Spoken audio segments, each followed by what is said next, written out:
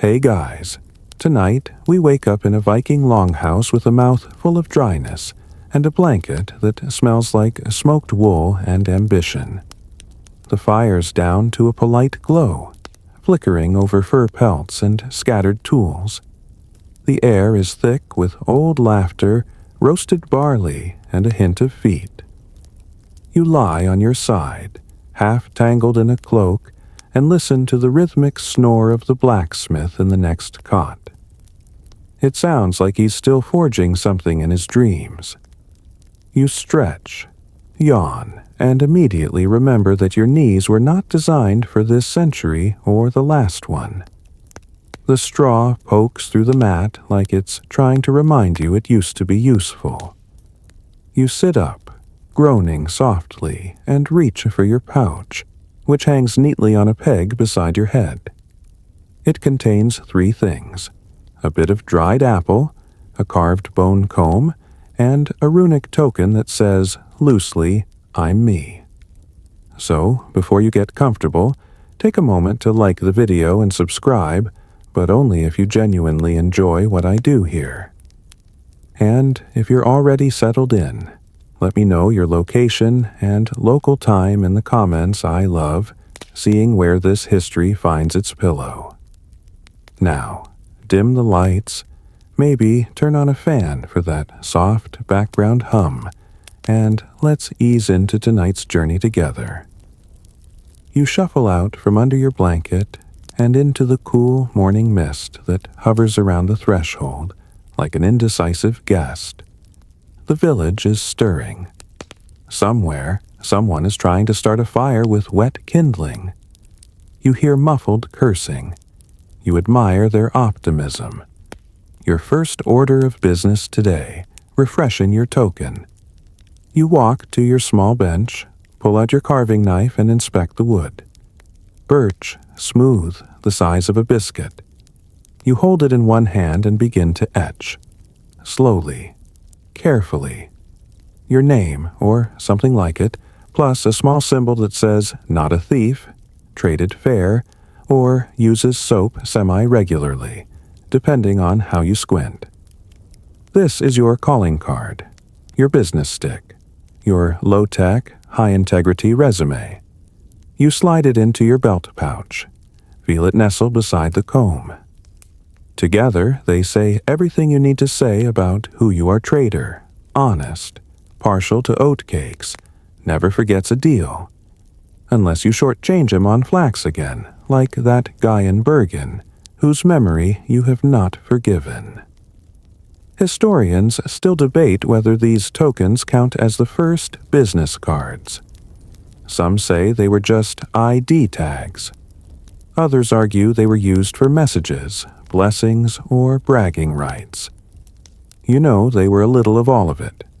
You grab your satchel, filled with combs, beads, and a small mirror you've never used but always carry. Today, you're heading to the trade post by the river. New goods, new faces, new chance to leave a token behind, and maybe, just maybe, be remembered. You leave the longhouse with your pouch tied tight and your knees making suggestions about retirement. The air outside is cold enough to clarify your thoughts, but not so cold that you regret the journey. Yet. The path to the river market is well worn. Mud packed smooth by years of boots, hooves, and the occasional goat with wanderlust. Your boots squish just slightly. You accept it. No Viking stays dry for long. The sky is a mix of blue and thinking about rain. You pass the carpenter's son chasing a chicken with a stick. The chicken is winning. You nod to the baker's wife. She squints at your satchel and says, "More combs?" You nod. She shrugs. People need combs. She's not wrong. You reach the edge of the market just as the sun clears its throat behind a cloud. The stalls are simple. Planks, ropes, canvas flapping like confused sails. Traders are still setting up.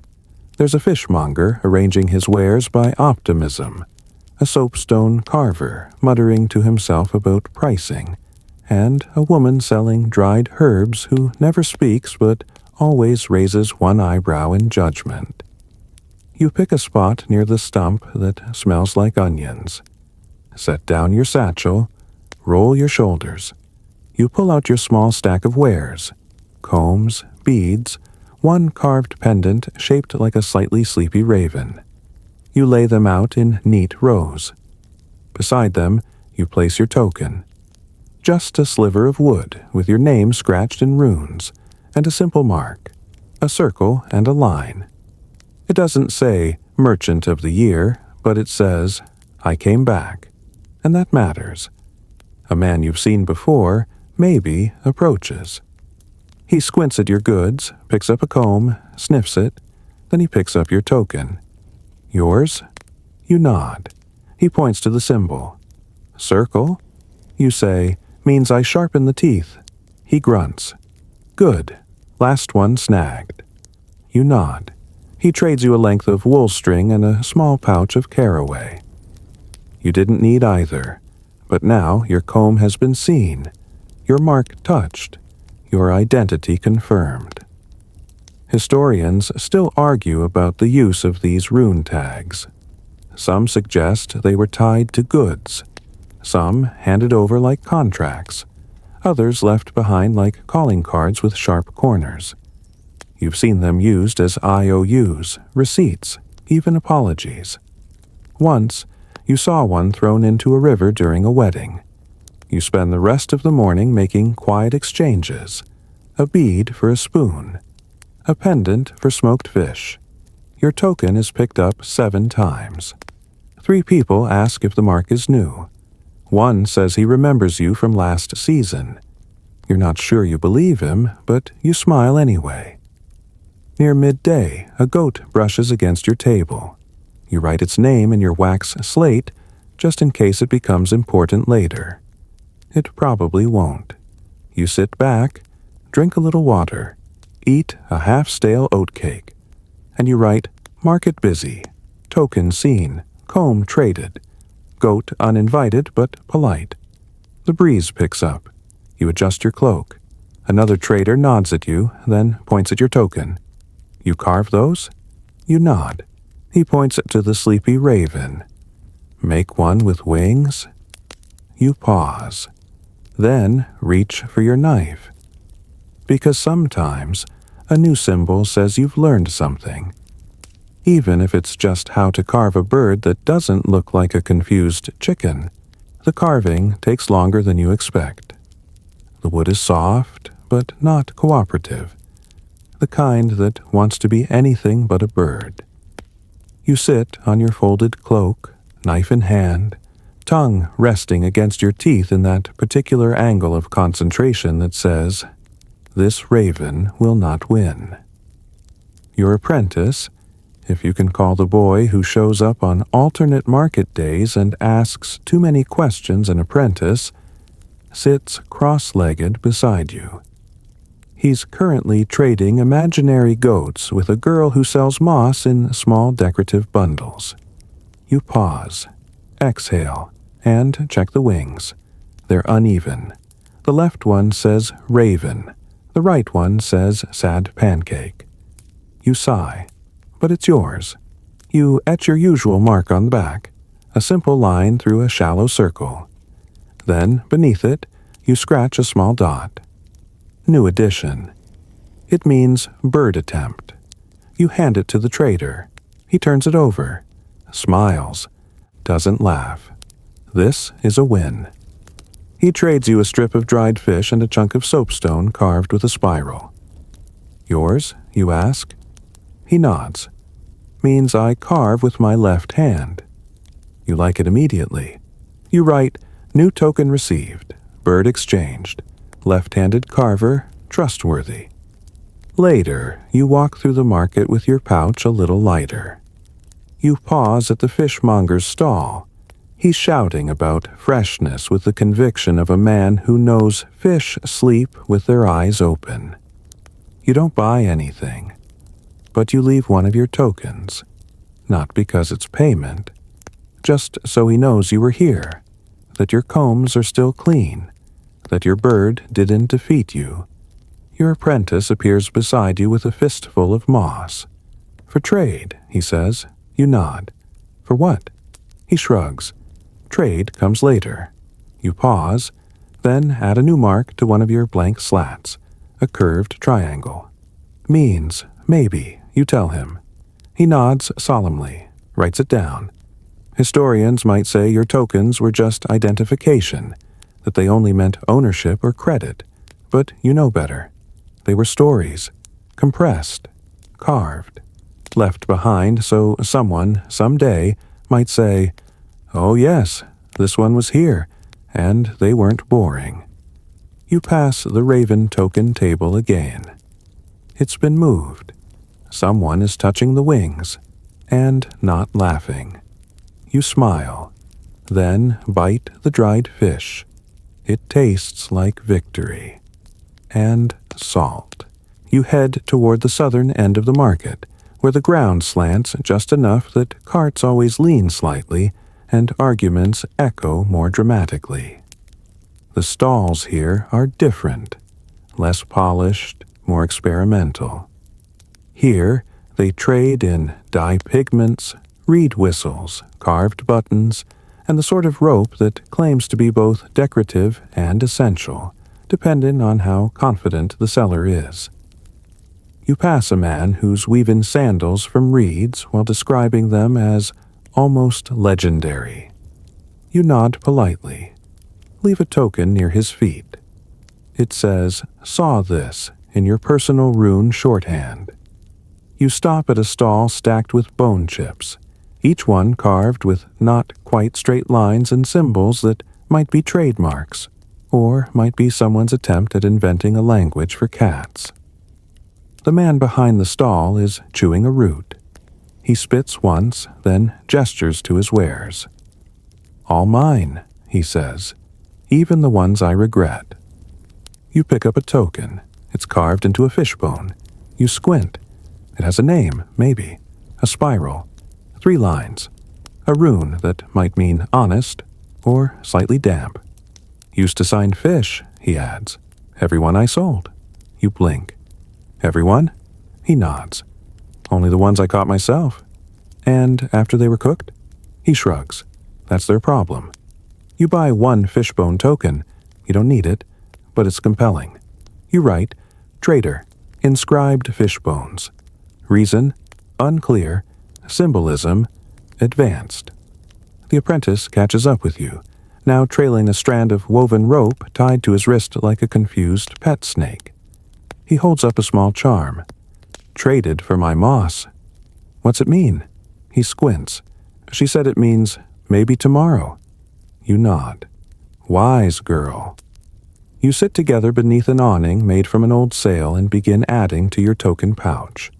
Not just yours now, but others as well.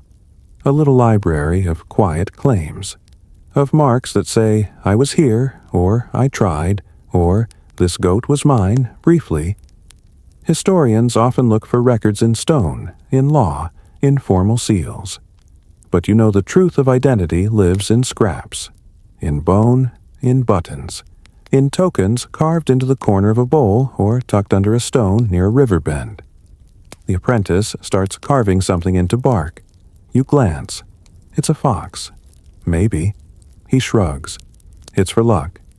You hand him a blank rune stick. Add your mark beside it. Now it means luck we shared. He smiles and keeps carving. Because some things don't need to be remembered by name, just by shape. You leave the market with your pouch a little heavier, your fingers slightly stained from sap, and your apprentice trailing behind, still trying to decide whether to carve a squirrel or a bear into his next token. He's got the ears right. It's the body that's having an identity crisis. The sun dips just enough to cast long shadows across the road back to the village, and your boots settle into the rhythm of late afternoon walking. Less purposeful, more contemplative. The the kind of pace that invites memory to join you without asking permission. You think about all the tokens you've made over the years. Some were traded, some were lost. One was definitely eaten by a goat, who, to be fair, also tried to eat your combs and a small pouch of salt. That goat's name was Eric. You remember him more than you remember the combs. There's one token you'll never forget. A thin piece of bone, carved with your name, your father's mark, and a tiny starburst you invented when you were 16. You left it in a far north settlement 3 winters ago, tucked under a carved bowl you'd traded for a cloak that smelled like firewood and optimism. You wonder if anyone ever found it, or if it's still there, sleeping in the corner of someone's hearth, whispering your presence into the grain of the wood. You stop by the creek just before the village, not because you're thirsty, but because you always do. There's a stone there, flat and smooth, just big enough for sitting and sorting your thoughts. You empty your pouch onto it. Today's haul: 4 new tokens, including the fishbone, 1 trade bead, a spool of thread, and a bit of dried apple you'd forgotten, slightly suspect, but still edible. The apprentice flops down beside you, pulls out his bark fox and sets it beside your collection. You both sit in silence. The creek trickles. The sky turns the color of oat porridge with too much cinnamon. You begin sorting the tokens. Yours go in the left pile, others on the right. Some don't belong to either pile. Some never did. You write, Creekside inventory complete.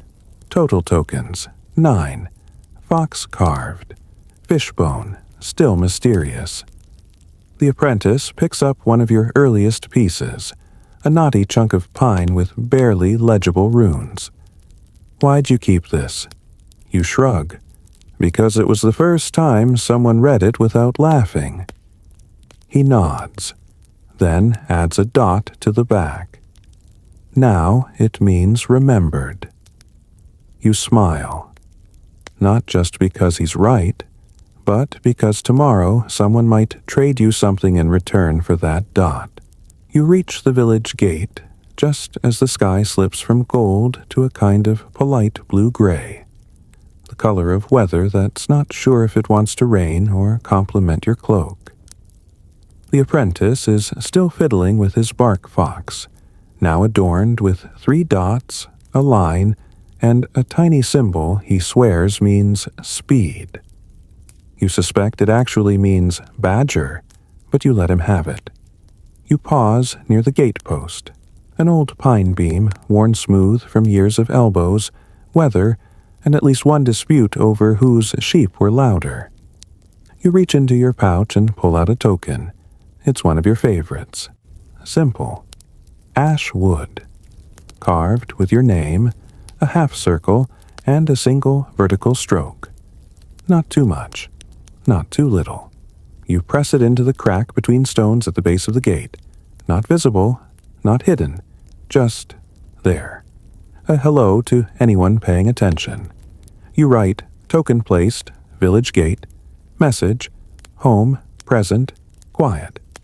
The apprentice watches, then pulls one of his own, still damp bark, no less confident, and wedges it next to yours. You look at him. He shrugs. Teamwork. Inside, the village is soft with smoke and early stew smells. You walk past the weaver's yard where 2 women argue over thread tension and a chicken that may or may not be an accomplice in wool theft. You nod to the carpenter, who raises a chisel in salute. His son waves a piece of firewood and shouts, "I made a horse!" It's not a horse, but the effort is noble. You settle on the bench beside the longhouse door, stretching out your legs. The wood is warm from sun and stories. You pull out a blank rune stick and begin carving slowly, almost meditatively. This one's not for trade, not for travel, just for record. A line for today's sun. a notch for the walk, a tiny curl for the fishbone trader, a shallow scoop that could mean fox or student or both. Historians might call this daily life, or cultural artifact, or decorative notation. You call it the quiet archiving of relevance. The apprentice joins you with a bowl of stew. You carving another message? You nod. Just to remember. He sits down, pulls out a stick of his own. His is messier, but also braver. You smile and write, evening calm. Bench warm. History small but made. The fire crackles. The stew is too hot. The chicken sneaks into the hall again. And somewhere, a traveler might find your token at the gate. And wonder. The stew settles in your belly with the weight of something earned. Hearty, garlicky, possibly containing a turnip that's lived too many lives. You don't ask. You just eat. Your apprentice has started carving another token. He's muttering to himself, trying to decide if a line should curve left or right. He asks you what a zigzag means. You answer without looking up. Depends on how confident the goat was. He considers this, nods. The evening softens around you. The longhouse glows from inside, firelight spilling through the gaps in the shutters like secret invitations. Someone plays a lyre. Badly, but with enthusiasm. You lean back on the bench, arms crossed, the half-finished rune stick resting on your knee. It's not for anyone. Not yet. But maybe someday it'll be left at a bridge, or tied to a trade wagon, or slid into a pouch by someone who understands what the curl on the end really means. You remember the first time someone handed you a token. A woman with a cart full of combs and a laugh that said she trusted no one and liked you anyway. She handed you a thin piece of bone with 2 runes and a circle. It meant, return this cart. You didn't, but you kept the token. It's still in your pouch. You check. Still there. You write, memory token, present. Apprentice carving new one. Goat metaphor, effective. Your apprentice holds up his stick. It's done. You take it, inspect the edges. One side has a symbol that could mean river or run away. The other is blank. You hand it back. Leave it somewhere. Where? Where you want to be remembered. He nods, stands, walks to the gate. A moment later, you hear the soft click of wood against wood. You smile. Historians might see these tokens as artifacts, bits of carved trivia to file in drawers. But here, under the stars, there's something more. Tiny pieces of language, whittled identity, echoes. You finish your stick, tuck it into your pouch, then stretch once more and say, let's see if the goats are asleep. Because nothing ends the day like a well-timed goat inspection. And maybe a new place to leave a mark. You find the goats asleep in a pile, which is unusual and suspicious. Normally, at least one is plotting. Tonight, they are tangled in straw and snoring in sync, as if to prove they have retired from mischief. Temporarily. You and the apprentice stand in the doorway of the pen, arms crossed, boots quiet. They're too quiet, he whispers. You nod, like they're trying to remember alibis. You leave a token wedged in the gate latch, not because goats read runes, but because you've learned that sometimes leaving a token isn't about who finds it, it's about who placed it. You write, goats, calm, fence, holding, token, precautionary. The moon has risen now, rounding the top of the tree line with the pace of a yawn.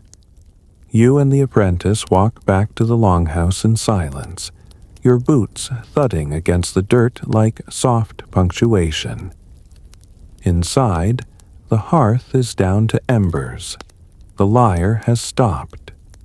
A few of your neighbors murmur over mugs of something fermented and probably regretful. You nod to them. One grunts, one raises a cup, one is asleep, his mouth open like a well. You take your spot by the fire, unroll your sleeping mat, and reach for your pouch. You tip it out slowly, not to count, just to see. 12 tokens, 3 yours, 4 traded, 5 left behind, found again. Each one holds a moment, a smile, a barter, a question that never got answered. The apprentice lies beside you, his bark token now polished by pocket friction and mystery. He asks, "Do you think people will still carve these after we're gone?" You say, "I hope they forget why we started." That's when it becomes tradition. He nods, then says, "I carved a squirrel today." You smile into the firelight, then add one more line to your wax slate. Night quiet. Goats defeated. Tradition continues via squirrel. You roll onto your side, the pouch resting under your hand like a second pillow. And somewhere outside, the wind turns a little colder. You feel it, and dream of combs and fish bones, and marks left in tree bark beside bridges no one will cross until spring. You wake to the smell of ash and rye. Morning has settled over the longhouse like a blanket that's been well aired. Cool in the corners, warm where it matters. You stretch, creak once, and sit up to find the apprentice already awake, poking the embers with a stick he claims isn't a token, but might become one if inspiration strikes. You nod approvingly. Outside, the village yawns. Smoke threads upward from 3 chimneys. A child drops a bucket. Someone curses gently at the bread. The world is awake, but not in a rush. Today, there's a minor matter to settle, a comb dispute. You hear about it before breakfast. 2 women arguing over a carved bone comb. One claims she made it. The other claims she traded for it last season, left her token with it, and now it's hers. You chew your bread slowly, imagining the comb in question. Wide teeth, maybe, a spiral on the handle. You've probably made it. You've made hundreds. By mid-morning, the longhouse becomes an impromptu court. A bench is set. Tokens are fetched. You're called as a witness, not because you remember the comb, but because your tokens are involved. The women stand on either side of the hearth, between them a single bone comb. On its side, your mark, clear, familiar. Beside it, a second mark, curved, shallow, a wave if you squint. The apprentice leans in. "That's her mark," he whispers, pointing. You nod. You look to the other woman. "Did you trade with me?" She hesitates. Number, but she never uses it. There's a pause. You sigh. Then it's not about ownership. It's about memory. They frown. You explain. In your trade, a token means this was a moment. Not always a purchase, not always a promise, but a mark of presence. You hand each woman a blank rune stick. "Start again," you say. They take them. They don't smile, but they nod. You write, "Comb dispute resolved. Ownership shared. Memory preserved." The apprentice adds a line of his own. Every comb has 2 stories. Sometimes 1 tooth is enough. You let that stand. Later, you carve a new comb. Leave it by the village well. No name, no token, just clean teeth. And the hope that someone makes their own mark this time. You spend the afternoon preparing for the spring market. It's still weeks away, but that never stops people from pretending it's tomorrow. The anticipation settles into the village like wood smoke. Subtle, inevitable, mildly itchy. You sit on your favorite bench, sanding combs smooth with slow circles and quiet satisfaction.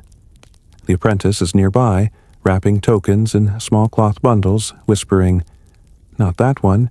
This one's clever. And for one particularly lumpy carving, you'll stay home." You glance over. He holds up a soap dish. You carved your name into this? You nod. Everyone uses soap. Not everyone uses scrolls. He inspects it. Smells like seaweed. You shrug. It was a discount block.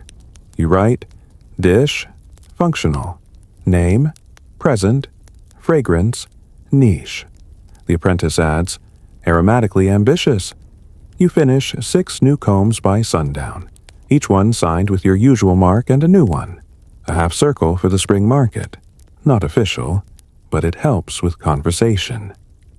Outside the longhouse, the traders begin arriving. Early birds with wagons full of potential and rope. Always rope. You've never seen so much rope in one life. Every year it increases. You suspect someone's in on a joke you don't understand. You walk the outer stalls, not trading yet, just scouting. You leave a token with the vinegar woman, one on the fish barrel, for luck, and one tucked into a coil of that mysteriously overabundant rope. Each mark you leave says, I've passed this way. I am willing. I am prepared. Historians would say the spring market was an economic event, that it shaped alliances, redistributed wealth, facilitated culture. You know it's mostly about soap, sweets, and subtle bragging. Your apprentice carves something into a piece of driftwood. What's that one mean? He looks at it, then shrugs. I'll decide when someone finds it. You approve. That night, you organize your pouch. Combs on the left, tokens in the middle. Soap dish, carefully packed between dried apple slices to contain the aroma. You sleep with your hand resting on the pouch. And you dream. Not of gold, not of conquest, but of stalls under canvas roofs, tokens traded for stories, and the kind of spring breeze that carries your name before you say it. The day of the spring market dawns with the sound of 17 carts arriving at once, and at least 3 goats announcing their refusal to cooperate. You wake to the familiar symphony of clinking metal, squawking poultry, and someone aggressively rearranging jars. You stretch, sit up, and reach for your pouch. The soap dish is still there, quietly judging the world through its aroma. The combs are lined up, polished, teeth aligned like a respectful chorus. Your apprentice is already outside, arranging the table with the precision of someone who has decided presentation is half of trade, and the other half is not knocking things over in excitement. You take your place beside him. The market is alive. Stalls of wool, spices, carved figurines, inkstones, needles, honey, and one highly questionable fish stew, whose steam smells like ambition and regret. You lay out your wares, a line of combs, 3 pendants, and your signature, a row of tokens, each with your mark, some curved, some straight, some dotted with symbols only you understand. People begin to pass. Some glance, some pause. One picks up the soap dish, sniffs, and raises an eyebrow. Seaweed? You nod. Fades after the 3rd wash. She buys it. You trade it for a length of dyed wool and a honey cake. You write, soap dish, sold. Exchange, fragrant. Customer, brave. The apprentice trades a comb for a handful of glass beads, then names the beads spherical confidence, and records the trade in his own wax tablet. You are proud. A traveler stops at your stall, examines the combs, then the tokens. He picks one up, turns it over. This mark. I saw this once, 2 winters ago, on a carved bowl. You nod. I made that. He smiles. It held up. He leaves a pouch of nuts and a token of his own, a spiral with a notch. You add it to your collection, because sometimes a return is the trade. You walk the market slowly after midday. Eat the honey cake.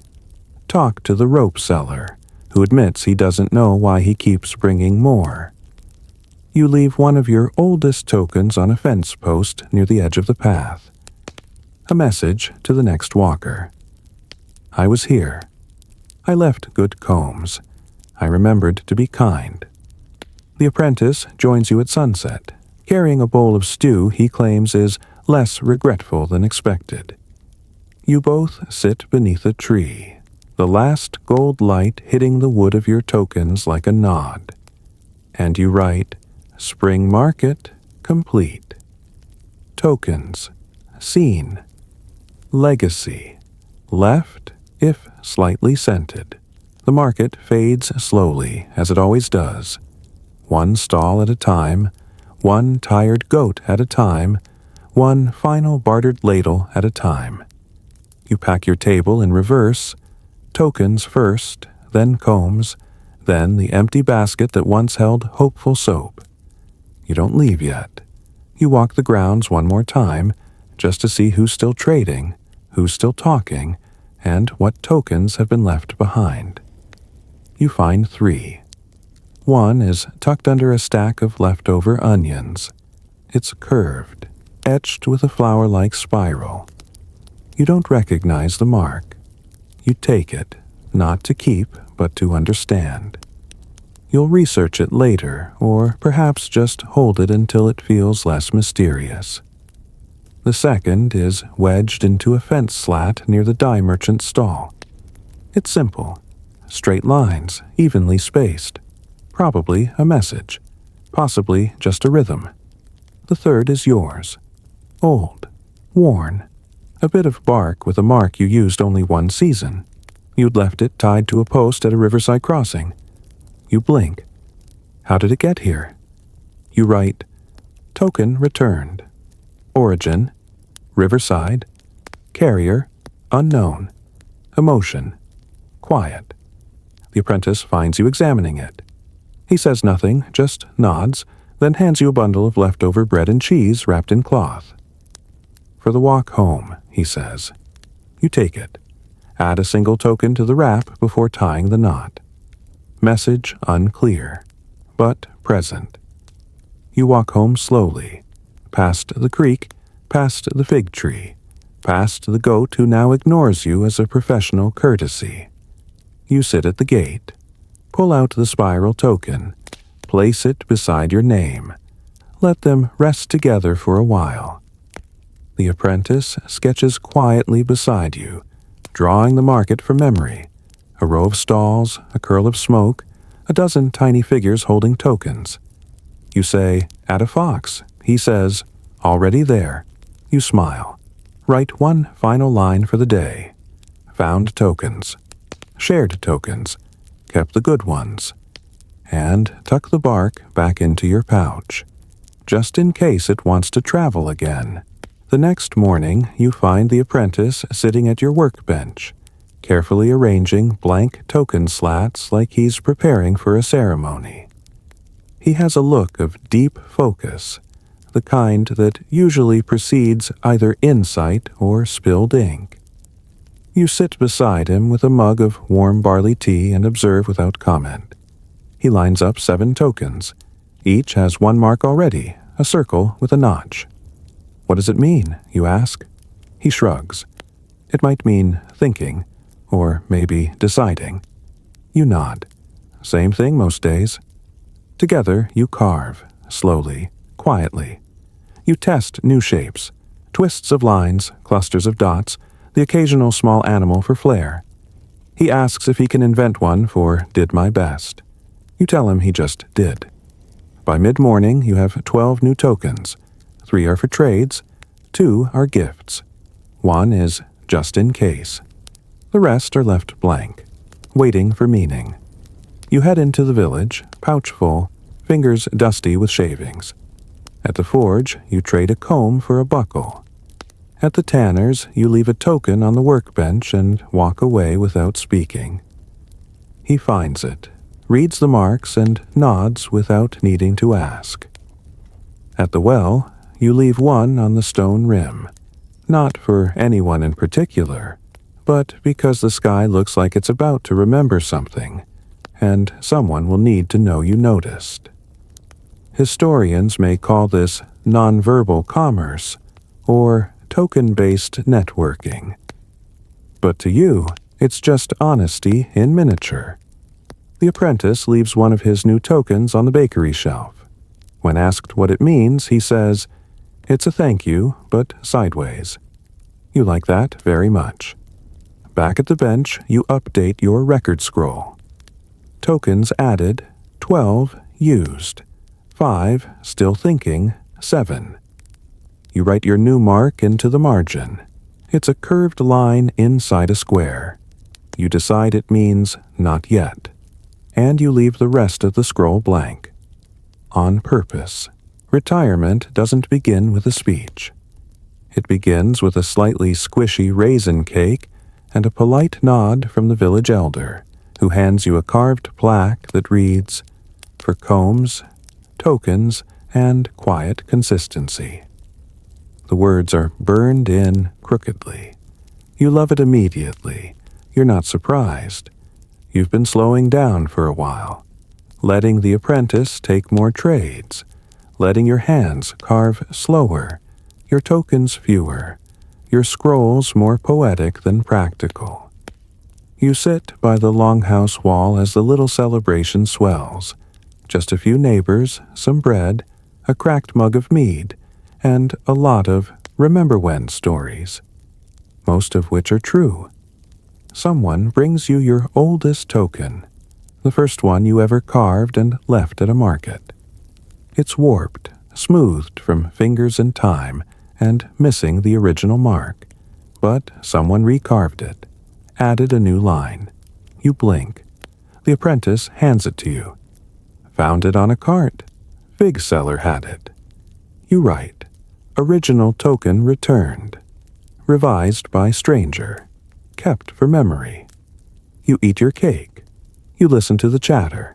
And you smile when someone mentions the great comb mix-up of 2 summers ago. You remember. You pretended to be someone else's cousin just to keep the sale moving.